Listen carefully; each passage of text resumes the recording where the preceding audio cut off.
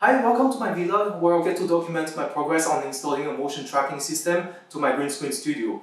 So before we begin, let me just quickly explain what got me into motion tracking technology and what do I intend to get out of it.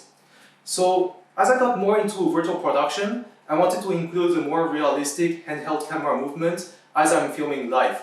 The correct way to do this for the longest time is to have some of these track markers placed on the green screen and then later have the computer figure out the motions on post. Technically, it works, but it is an entire workflow that takes up a lot of time.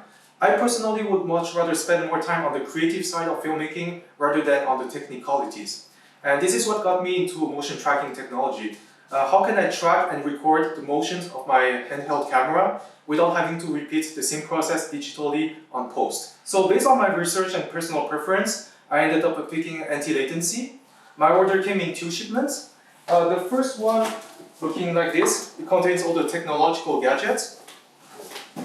And the second one, just one moment. It is a bit bigger and heavier. It contains all the floor mat that needs to be puzzled with the gadgets. Now, before we move on, let me just straight on admit that I have absolute zero experience working with mocap. So it is going to be a completely new experience to me. Am I going to make it? What's the outcome? I don't know. Well, at least not yet. So I'm both very excited and nervous to find out.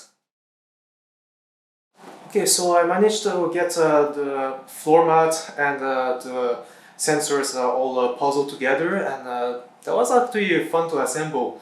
Anybody who has a heart for puzzles will find this pretty entertaining.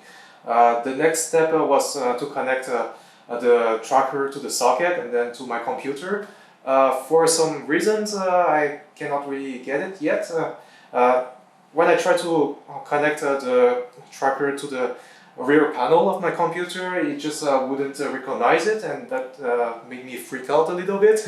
But after some moments of figuring out, I decided to get the connector to the front panel of my computer, and then everything was working again. So I was able to make progress and install the plugin to Unreal Engine, which I don't know if you can see it from here, but now my Unreal Engine can recognize the plugin, so I just had to enable it. It works for 4.25, but I'm not sure if it's going to work if I use the plugin of 4.25 to Unreal Engine 4.26. This is something I have to mess around and see it, or unless Antilatency come up with an update for Unreal Engine 4.26. I think there's a bit of a compromise we have to make here for the time being. I think I can live with that. But what matters now is it going to work? Am I going to get the motion tracking information to register? That's gonna be my next very big step. I have some good news to share. It's about this motion tracking system. It works! As you can see, I'm waving it like a primitive screw head, and the virtual camera is picking up the same motion.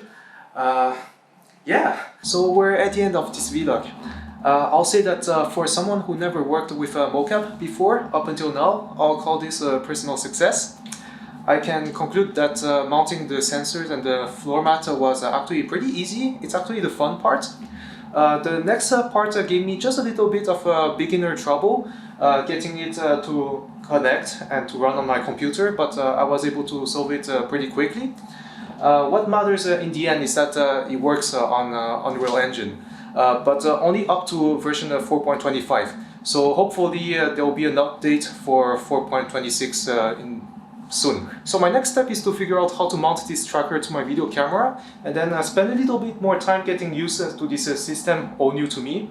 So that's it for this time. It didn't take too long, I mean just a few hours, and I got it to work on Unreal Engine. So if you'd like to see more of my updates in times to come, you're welcome to subscribe to my YouTube channel. And then with that being said, thank you for tuning in. I'll see you on the next one. Over and out.